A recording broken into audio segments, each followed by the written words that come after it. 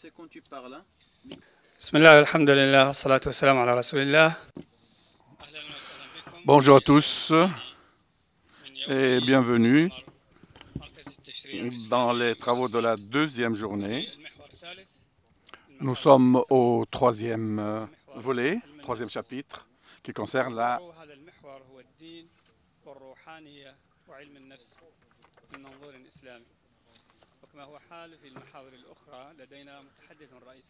Nous avons un interlocuteur de base, puis nous avons المتحدث la parole va être donnée à M. Melek Badri, maître de chaire Ibn Khaldoun, dans l'Université universelle en Malaisie et ancien professeur de psychologie au Soudan. Et il est le président de la conférence islamique, le président de la conférence. Et professeur Melek Badri est un écrivain qui a beaucoup produit en psychologie. On lui souhaite la bienvenue. Il va parler pendant une demi-heure.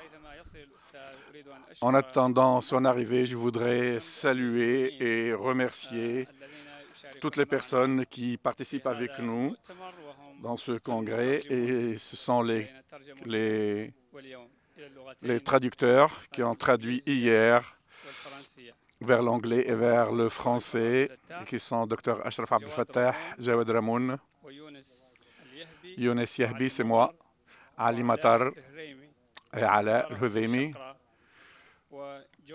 Abou Shakra Sar, Abou Shakra et Bassem Karoum, George Khayashi.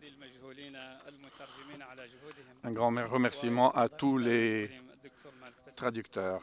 La parole est donnée à M. Melek Badri.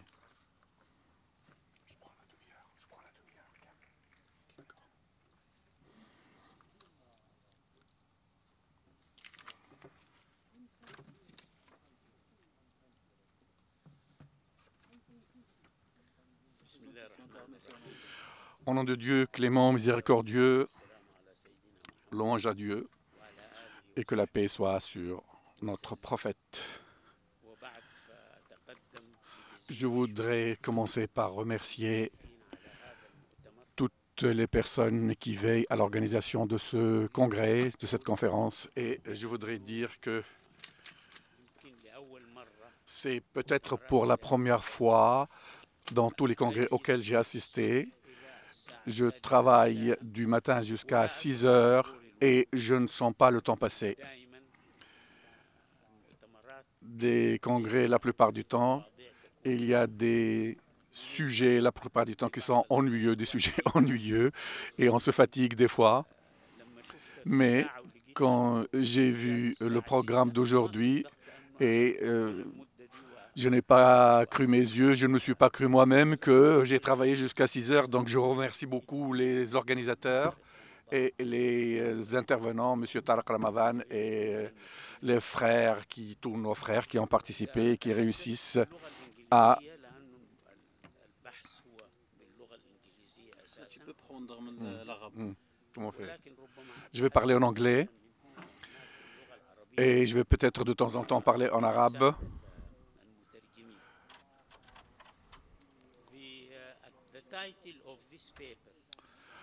Le titre de ce papier, Religion, spiritualité et psychologie,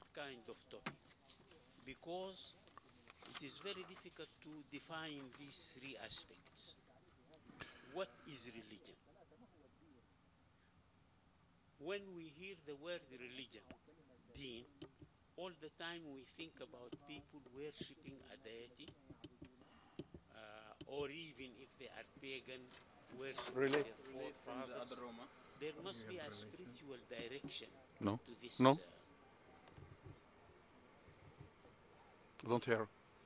But in reality, religion is much more general than this.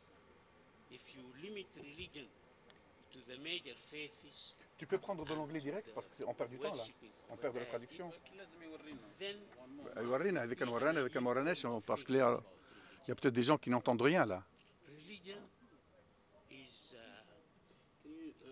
as I think of it psychologically and also from the Islamic point of view, religion is it is a worldview. Il y a une It's a worldview. opinion internationale de la religion. Faith and belief and Et la religion reflète secular manner, la croyance et aussi la conviction de l'individu. ethical code will develop. Et cela Therefore, veut dire aussi le développement d'un code éthique. Et c'est un système qui a common worldview donne aux of croyants and une how people should deal signification dans la vie, un sens de leur vie. in this connection. Dans ce sens, Remember in the Quran, si on se rappelle ce qui est en Coran, lorsque Allah s'adresse aux non-croyants à travers son prophète, je ne crois pas à ce que vous croyez. Vous avez votre religion et j'en ai la mienne. there were pagans, there were a few Ahli Kitab, very Donc, les Arabes à l'époque ne croyaient à aucune religion. Et le prophète s'est adressé à ces gens-là. animal which is almost Il leur a dit, j'ai ma religion et vous avez aussi la vôtre. to it, and it went like flower in the air. Then he said to him, your God will bring this back to life. And, Where atheists were agnostic. lorsqu'il y a des miracles de Dieu à travers son prophète, les non-croyants Idols, ont toujours demandé du prophète, est-ce que ton Dieu, est-ce que Allah pourrait remettre ces gens en vie? Sa réponse était claire, vous avez votre religion et j'ai la mienne. Donc la religion, dans ce sens, c'est un système d'analyser l'univers. La religion est un ensemble de réponses à beaucoup de questions qui se posent dans notre univers ou dans notre univers. Il s'agit de l'humanité, quelle est l'origine de l'humanité, la source de l'humanité et quel est l'objectif de l'humanité. Est-ce qu'il y a un jour où il y a un fin de tout l'univers? Et pour répondre à toutes ces questions, nous sommes appelés à trouver des réponses à toutes ces questions. Et c'est là the worldview and the world une vision universelle et une vision universelle qui va changer aussi le monde entier. so religion in this sense Donc la religion, dans ce sens, extreme nationalism is a religion, and today secular humanism of the West is a religion. Religion can be a religion of irreligiousness. So in this sense, we are actually talking about a very difficult concept. Spirituality. What is spirituality? الروح. It comes from الروحانية. ونفخ فيه من روحه. Jibril in the Quran is called الروح. He is روح. The Quran itself is روح. أوحينا إليك أيها الآية بتقول روحا من أمرنا أليس كذلك؟ نعم. So this is the highest level of spirituality. But today I warn you against the use of spirituality in our modern world. spirituality can become like transcendence, any form of feeling that takes the people outside, contemplators, people who go into, they call it spirituality. And also, I would say that... Bon, on reprend donc, il y avait un tout petit problème de technique, le monsieur était en train de réparer, donc on va prendre. Alors, la spiritualité est devenue une façon de penser à part. Je peux vous donner un exemple. Il y a un psychologue américain qui s'appelle Scott Beck et qui a écrit un livre qui a changé l'histoire.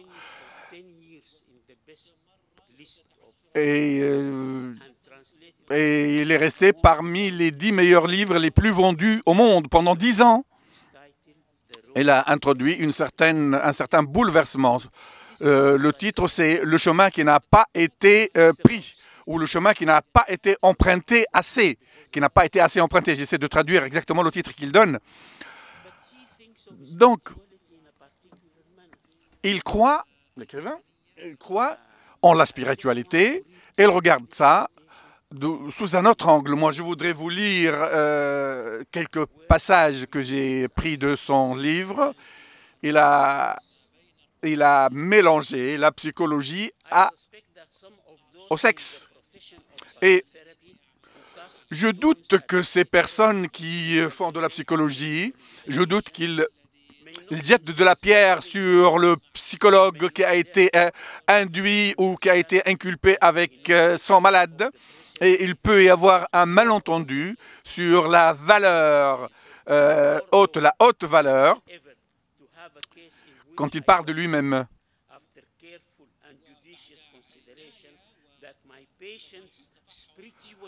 Et après une expertise, après un examen très approfondi de mes patients, il va être intéressant, il sera très intéressant de voir s'il y a une relation sexuelle qui peut faire monter ou qui peut sacraliser l'étude psychologique. Ça.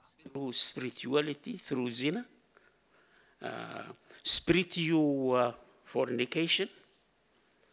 What is it? Alors, comment peut-on appeler ce genre de traitement, ce genre de théorie? Moi, j'appellerais ça de l'adultère. Parce que ce sont des choses qui sont assez compliquées, parce que nous devons savoir quelles sont les personnes qui ont parlé. On peut parler de la psychologie, surtout si vous posez la question à des psychologues leur demandant de vous donner des définitions, ils vous donneront des définitions très différentes. Il y en a qui voient la psychologie à travers ce qu'ils apprennent à l'école ou à travers l'école qui leur a inculqué une certaine théorie, une certaine façon de voir de la psychologie, une certaine définition de la psychologie. Donc là, ce sont des choses qui sont très compliquées, qui sont difficiles à définir. Et lorsque nous faisons ce genre d'études, on n'est pas à l'abri d'un certain mélange, d'un certain amalgame. Donc, pour récapituler, nous devons dire que le monde, la façon de regarder de la part du monde entier vers ce genre de problème, pour qu'il y ait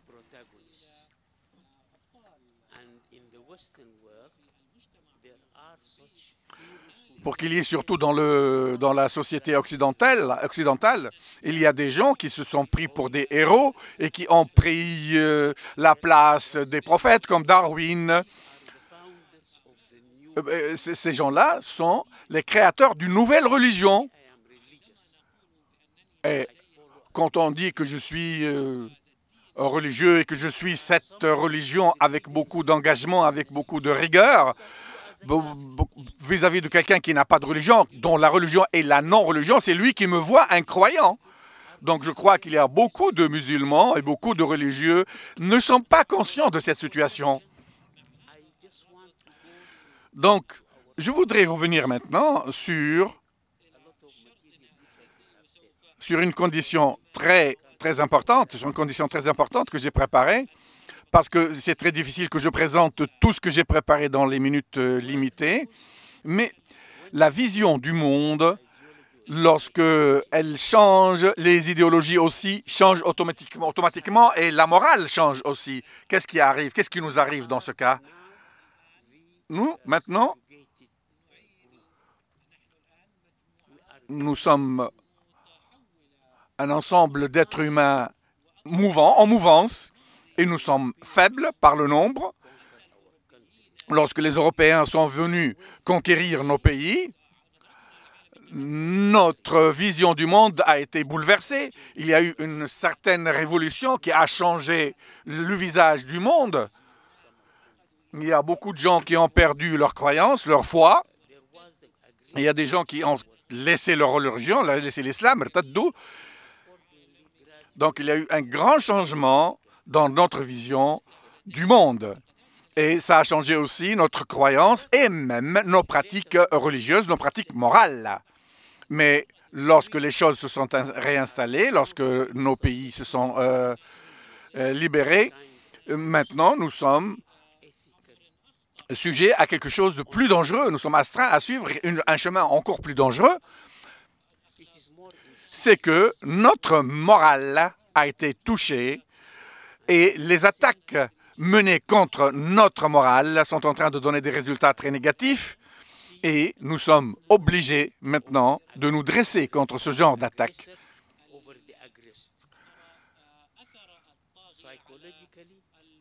Et là, on est en train de voir le résultat de l'oppression menée par le vainqueur contre le vainqueur qui sont eux et les vaincus qui sont nous. Moi, donc ce sont des gens, là je veux citer Ibn Khaldoun, le plus grand psychologue, le plus grand psychologue que...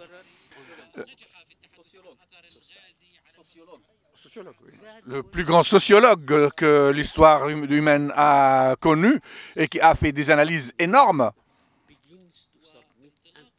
Et à partir, il a expliqué la relation entre le faible et le fort, et comment le faible a été obligé d'accepter la condition du plus fort. Même dans des choses très simples, comme moi, par exemple, je suis en train de vous parler en anglais. Quand j'ai commencé à parler en anglais, comme gamin, quand j'étais enfant, j'ai commencé avec l'arabe comme un anglais. Je parlais l'arabe comme un anglais le parle, comme si j'étais anglais qui apprenait l'arabe. Et là, j'ai appris à apprendre l'anglais et j'ai appris qu'il fallait que je vive l'anglais, pas seulement le parler. Et il n'y avait pas... il ne peut pas y avoir un apprentissage d'une langue sans l'influence de la culture de cette langue que tu apprends. Donc là, quand j'apprends l'anglais, je suis obligé d'apprendre la culture de l'anglais. Donc, et là, il y a beaucoup de personnes comme moi qui ont été obligées de perdre une partie, disons, partiellement du respect de leur propre culture, leur culture première. Il y a un autre côté psychologique, c'est qu'il y a beaucoup de personnes qui ont commencé à dériver un tout petit peu et à suivre un tout petit peu les idées des personnes qui nous ont conquis. Freud, par exemple, a pris beaucoup d'idées de Ibn Khaldoun et les a perfectionnées et se les a appropriées. Et ceci est quelque chose que, personnellement, je vois outrageux.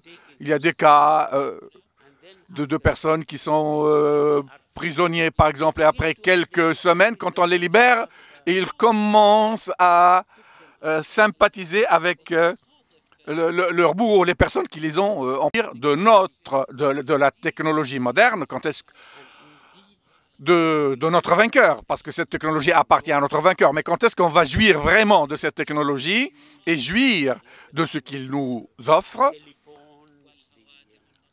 comme les téléphones portables, comme les iPhones, comme les iPads.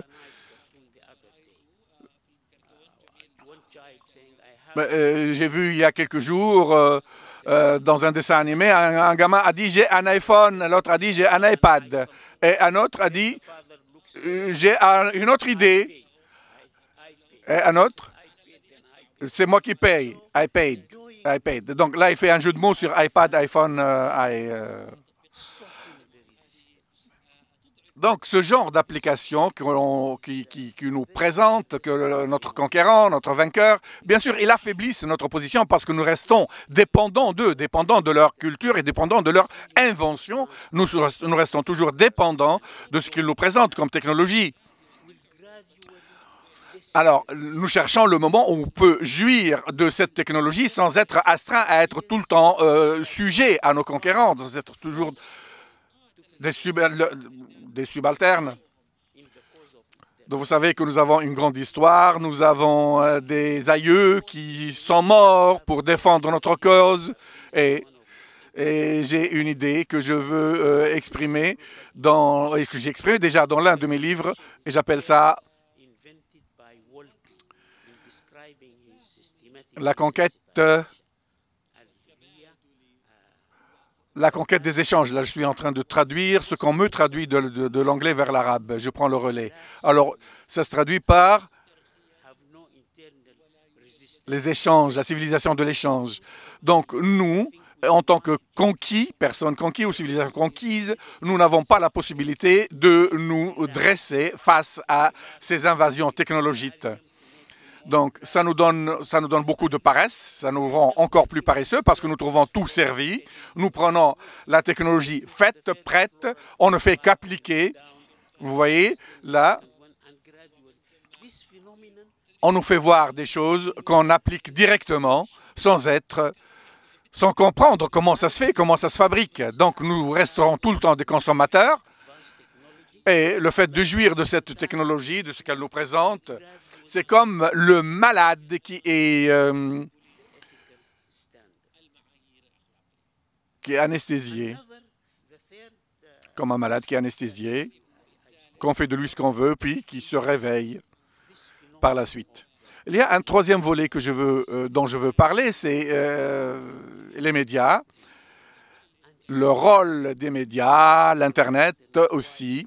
Et là, je crois que même les plus sages dans l'Occident, les Américains, ils se demandent ce qu'ils sont en train de faire. Par exemple, il y a une question. Regardez maintenant, par exemple, ce que j'ai trouvé sur Internet, c'est que l'effet psychologique ou moral de tout ce qui est érotique est très dangereux parce qu'il a causé beaucoup de problèmes à nos citoyens. Il a détruit l'institution du mariage. Il a envenimé les esprits entre les garçons, entre les garçons, le mâle, et les mâles entre eux et les femelles entre elles. Et on est devenu des personnes astreintes à une nouvelle idée de la sexualité, à une nouvelle philosophie de la sexualité. Et l'influence de ce genre de théorie a changé la vision du monde, la vision du monde entier. Donc aujourd'hui, nous avons ce grand problème, et nous devons penser comment trouver une solution pour nous protéger, pour protéger notre morale devant toutes ces négativités. Et ces choses-là sont moins dangereuses que la plus grande menace qui vient de la sociologie, de la science des sociologies, qu'on est en train d'enseigner à nos enfants dans les universités du monde musulman. Et ces programmes-là, encouragent le changement de la vision de nos jeunes vis-à-vis du monde. Ils introduisent une certaine transformation négative dans leur esprit et les éloignent de la morale, de notre morale. Et comme je viens de dire, cette influence est très dangereuse parce qu'elle parle de la nature de l'être humain. Elle touche la nature de l'être humain et comment on change son comportement. Et ceci verse dans le domaine économique, dans le domaine culturel et dans d'autres domaines. Parce que la psychologie, à mon avis, est une science bâtarde. Et elle est en relation directe avec le côté matériel. Donc,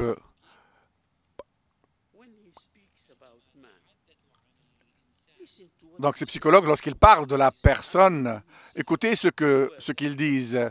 Écoutez un peu ce qu'ils disent. Voilà, j'ai pris un fragment de son livre. Nous croyons que l'être humain est un animal qui diffère des autres animaux uniquement par son comportement. Ça veut dire que l'être humain, voilà, il cite, les êtres humains ne veulent pas être rangés comme les animaux. Ils reconnaissent qu'ils sont des animaux entre guillemets, Mais il y a autre chose en plus de tout ça. C'est qu'il dit par la suite que cette autre chose, c'est cette autre chose-là qui crée le problème et qui nous engage à revenir à la religion et au nationalisme et à l'amour des autres. Et depuis, là, il poursuit en disant que et il conseille aux autres psychologues en disant, et ça là, je cite ce qu'il dit, c'est vous, les psychologues, si vous voulez rester des savants, vous devez décrire l'être humain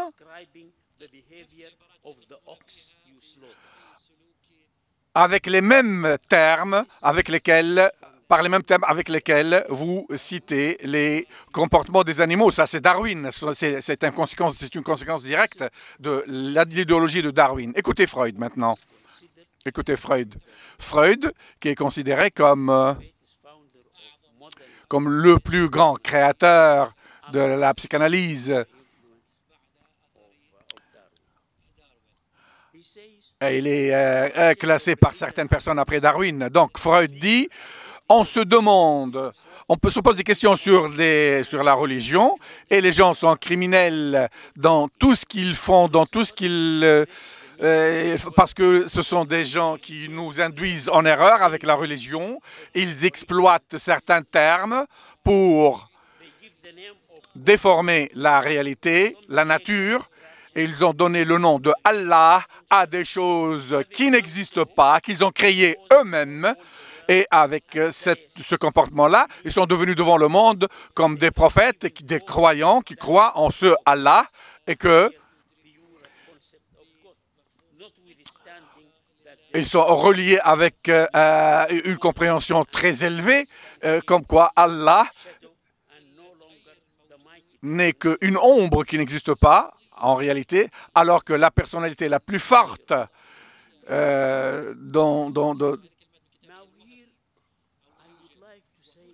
Bon, là, dans ces fragments-là ont été retirés de livres de Freud. Et puis, ces gens-là qu'ils considèrent comme des savants d'analyse psychologique qui ont créé ou qui ont inventé cette illusion de religion, mais la réalité, c'est que ni Freud, ni Watson, ni personne d'autre n'ont le droit d'enseigner à nos enfants la psychologie, ce type de psychologie.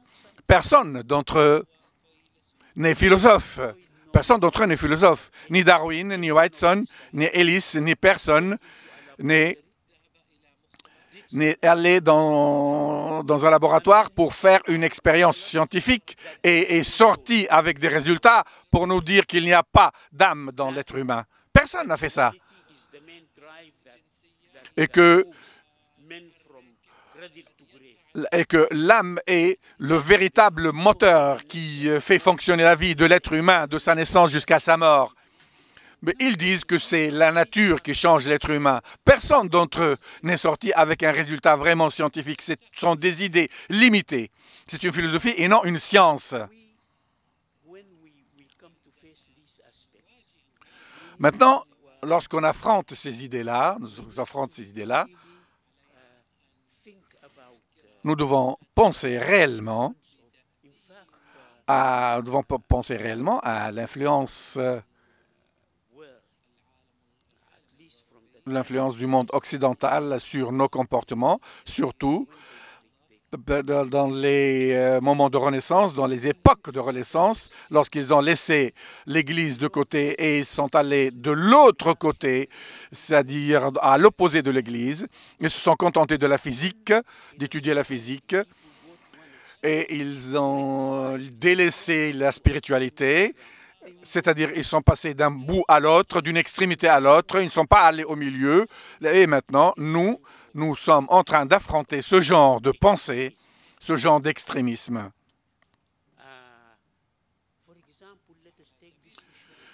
Je peux vous donner un autre exemple, l'exemple de la sexualité, par exemple.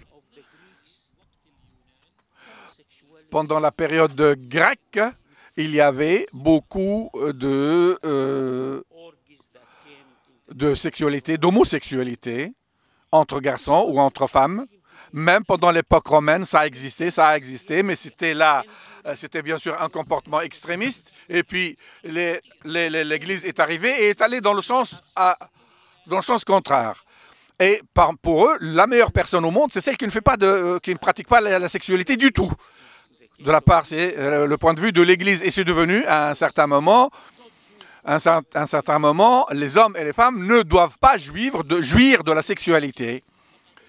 On doit pratiquer ce genre de sexualité uniquement pour construire des familles, faire des enfants et perpétuer l'être humain. Comme a dit Berton, il a dit 10 millions. Bertrand a dit qu'il y a 10 millions de femmes ont été brûlées sur le perchoir parce qu'elles ont été accusées d'avoir pratiqué la sexualité avec Iblis, avec le diable. Bon, là, ce sont des idées, bien sûr, très extrémistes. Et puis, le monde occidental est venu avec la révolution sexuelle et qui est allé de l'autre côté, du côté opposé aussi.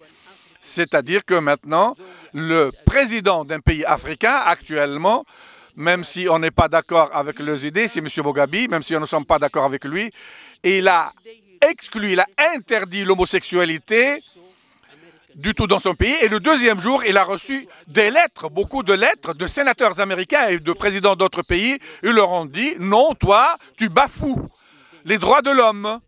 Et si tu n'arrêtes pas, si tu n'annules pas le décret que tu viens de faire, cette loi que tu viens de sortir, nous allons couper les relations avec toi. Nous allons résilier les relations avec toi. Moi, quand j'étais étudiant, au début des années 50, on étudiait l'homosexualité comme quelque chose d'anormal.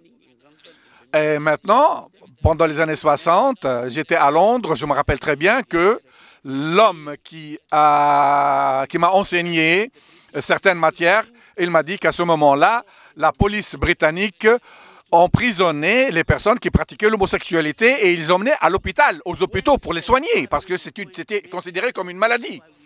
Et il me demandait quand est-ce que le Parlement va nous permettre de faire ça pour qu'on reçoive plus ce genre de personnes dans nos hôpitaux.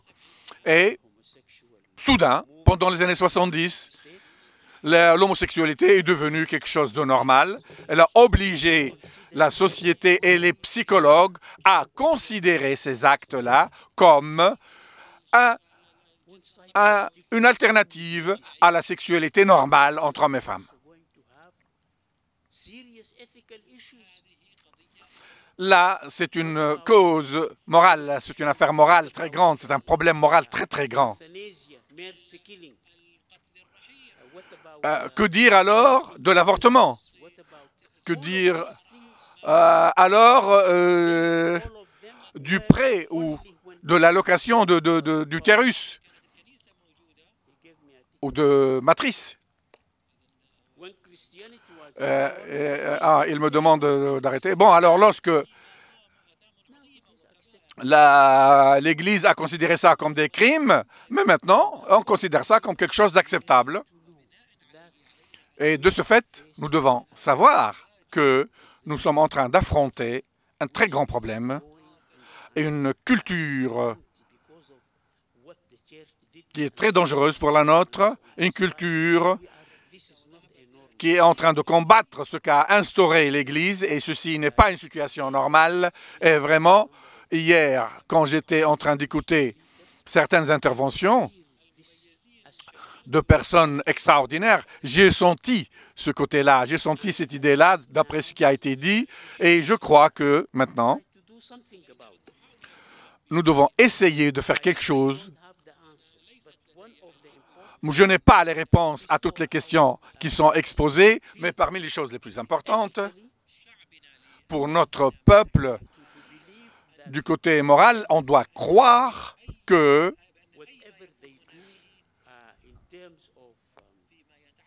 tout ce qui est fait concernant le vol,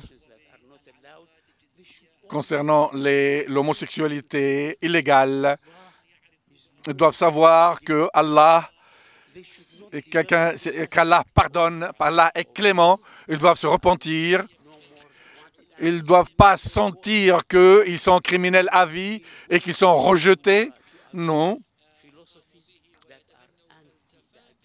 Donc, on doit rectifier. Certaines personnes doivent rectifier leur comportement et ne doivent plus aller dans les sens contraires à leur religion.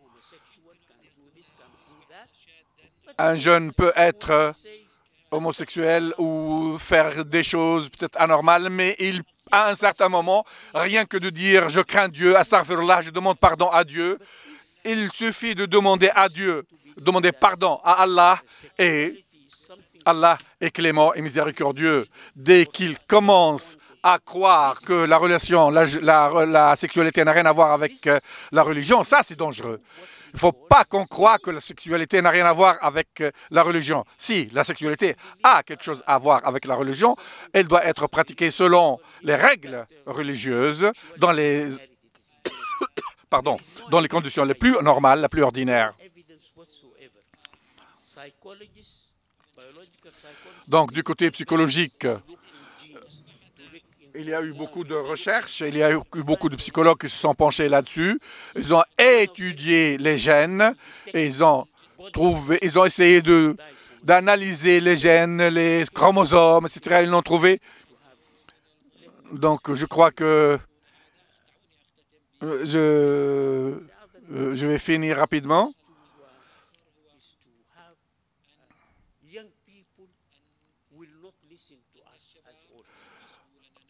Je veux dire que les jeunes, s'ils ne nous écoutent pas, nous, les vieux, ils vont certainement écouter leurs amis, ils vont écouter les personnes qui ont leur âge.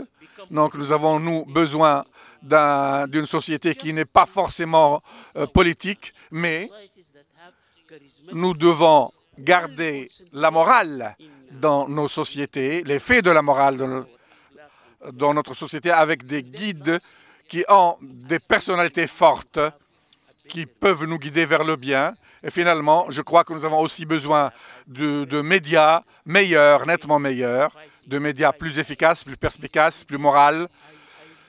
J'ai travaillé dans des institutions de lutte contre le sida et lorsque j'ai vu un programme à la télévision sur le sida, vous avez une vieille personne qui vient et qui dit aux jeunes « ne faites pas ça ».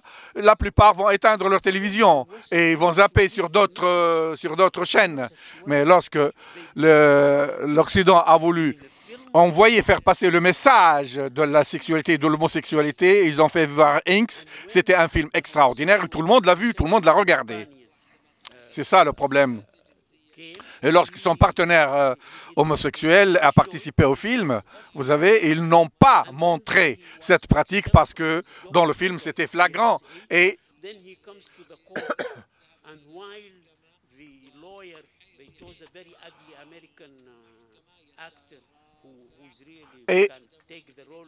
les choses sont allées au tribunal. Il y a eu des avocats qui ont défendu ces gens. Et ils leur disaient que l'Évangile disait ceci, d'autres avocats apportent des arguments contraires. Tom Hanks s'est évanoui au tribunal.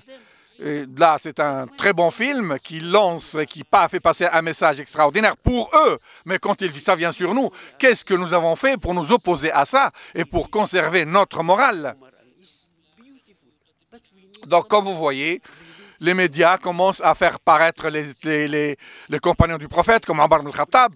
Nous avons besoin de protection, de nous protéger, nous avons besoin de protéger notre culture.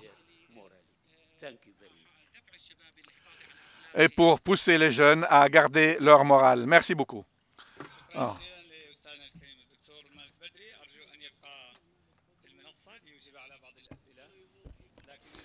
Merci beaucoup pour Dr Malki. Je souhaite que vous restiez avec nous pour qu'on puisse entamer une discussion appelée là. Donc, il faut qu'on respecte le temps aujourd'hui.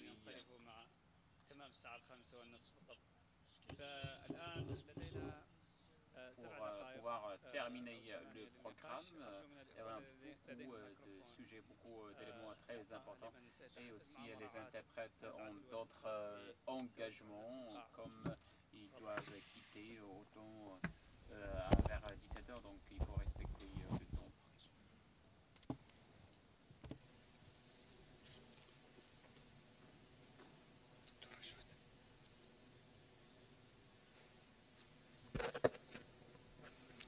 لا أحد يريد أن يعلق أو يسأل؟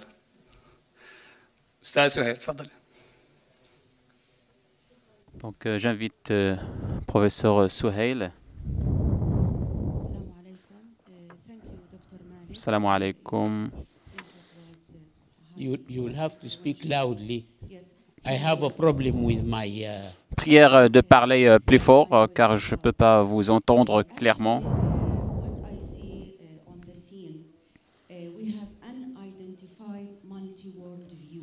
Il y a une vision multiple.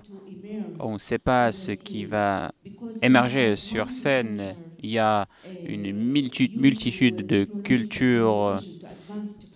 Vu la technologie de communication très avancée, et on a en fait un nombre de groupes qui représentent différentes visions. Les plus influents seront ceux qui peuvent s'imposer le plus. Je parle là des médias, du monde digital. Et je suis en fait optimiste. C'est pas un sentiment de pessimisme que j'essaie là de véhiculer, mais qui va prédominer en fin de compte dans cette multitude de groupes d'intervenants, d'acteurs. Donc il y a un mélange de tout.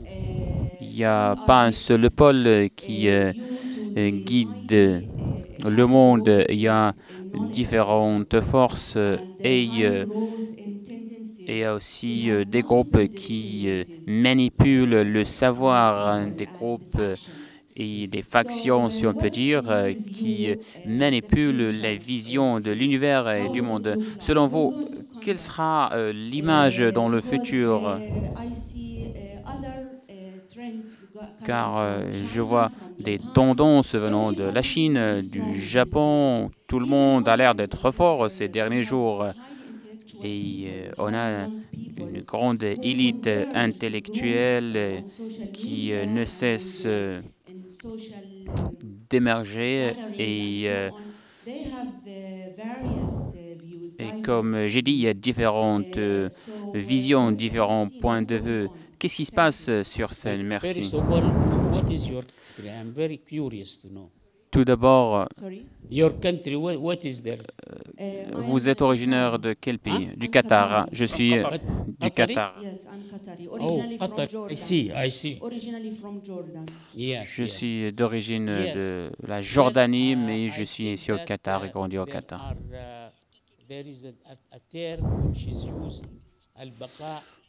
Je pense qu'il y a un terme utilisé qui veut dire c'est le plus fort qui survit. Le Coran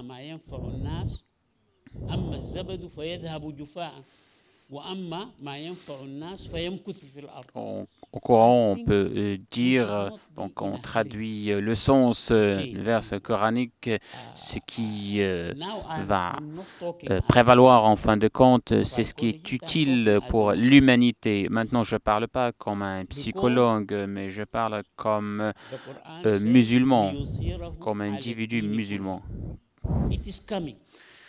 Car il ne faut pas se précipiter, la bonne voie va prévaloir en fin de compte et que les que ceux qui représentent la laïcité le veulent ou pas. Ça va prendre un peu de temps. Il ne faut pas se précipiter, il ne faut pas perdre patience. Donc la deuxième question.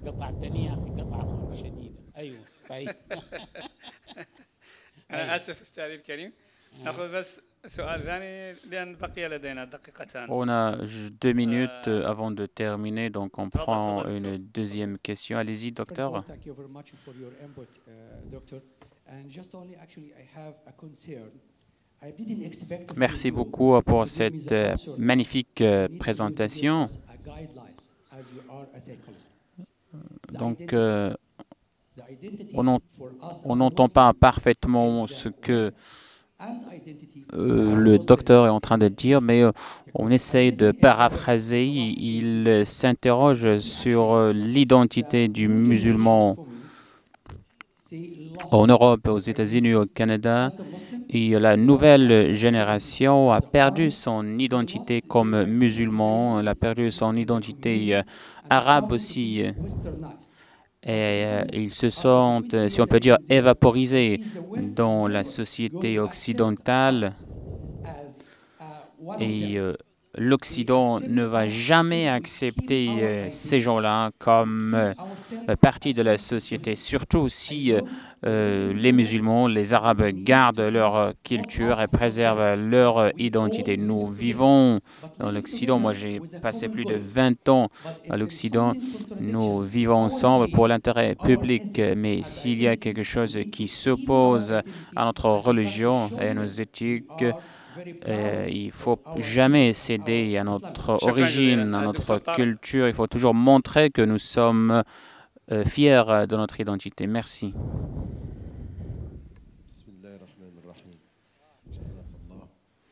Merci beaucoup.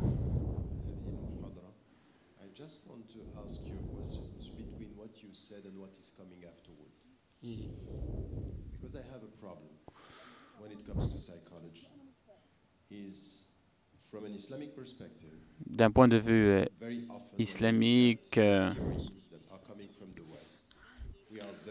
lorsqu'on étudie les théories venant de l'Occident, on critique beaucoup de scientifiques comme Freud et d'autres collègues de Freud qui ont été critiqués massivement dans l'Occident. Donc, j'ai lu récemment un livre que vous avez écrit sur la contemplation. Et c'était un livre très important parce qu'il représentait le point de vue islamique, ce qui manque actuellement. Ce n'est pas seulement qu'on critique le point de vue de l'Occident, mais qu'est-ce qu'on peut, nous comme musulmans, qu'est-ce qu'on peut propager comme vision, comme idée? Je dis ça parce que les musulmans ne prennent pas la psychologie au sérieux. La psychologie est une science très importante qu'il faut bien prendre au sérieux. Donc ma question, quelle est notre contribution? Est-ce qu'on pourrait parler d'une psychologie islamique ou d'une contribution islamique dans la psychologie universelle? Merci beaucoup.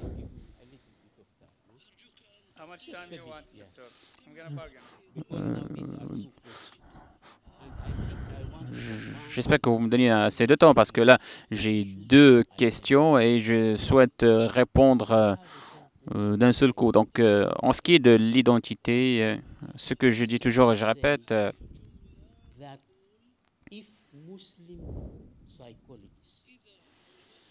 si les psychologues musulmans se basent sur les contributions des anciens psychologues musulmans, ils seront en mesure de présenter des idées, des propositions et des solutions pour résoudre beaucoup de problèmes psychologiques de nos jours. Et ça, en revenant à la contemplation, en utilisant l'esprit humain pour servir l'humanité. Bien sûr, nous avons fait beaucoup d'efforts. Nous ne voulons pas toujours critiquer l'Occident, mais l'Occident a beaucoup développé parce que l'Occident dispose d'une grande technologie et ils ont pris leurs avions, ils se sont déplacés à partir des États-Unis, à partir de la Grande-Bretagne et ils se sont bien sûr arrêtés dans la région arabe. Mais pour nous, nous n'avons pas d'excuses comme musulmans. J'ai publié un livre à Londres qui est une traduction de Abu Zayd al-Balkhi qui a vécu il y a 12 siècles. Dans son livre, en fait, je n'ai pas cru mes yeux lorsque j'ai lu son premier manuscrit. Donc, il a fait la différence entre Psycholosis et Neurogis. Il était le premier qui a parlé en détail de l'interférence entre soma et psycho. Et il était le premier qui a utilisé la méthode de traitement du comportement. Donc, j'ai traduit ses manuscrits et j'ai traduit son livre en arabe, en anglais. Et j'ai vu vraiment qu'il a déployé un grand effort il y a 12 siècles pour éclaircir différentes théories. Pendant 50 ans, les ulamas musulmans, les psychologues musulmans ont traité ces sujets. Ils ont seulement répété ces théories pendant 50 ans. Ils n'ont rien amélioré, rien développé. Donc, c'est ça notre problème. L'Occident s'est beaucoup développé. L'Occident se base sur l'esprit et sur la psychologie positive et comment on pourrait se baser sur le comportement positif pour améliorer le rendement de l'individu. Et aussi, l'Occident se base sur la contemplation, sur la méditation pour améliorer le comportement de l'individu dans la société. Lorsque je lis ce que ce scientifique a développé dans ce sens, c'est quelque chose de très important, la contemplation, la méditation. Il a aussi donné des exemples concernant les musulmans. Il a aussi parlé de Bilal, qui était le premier muezzin dans l'islam, lorsqu'il a répété les mots très célèbres, Ahad, Ahad, c'est-à-dire qu'il n'y a qu'un seul Dieu.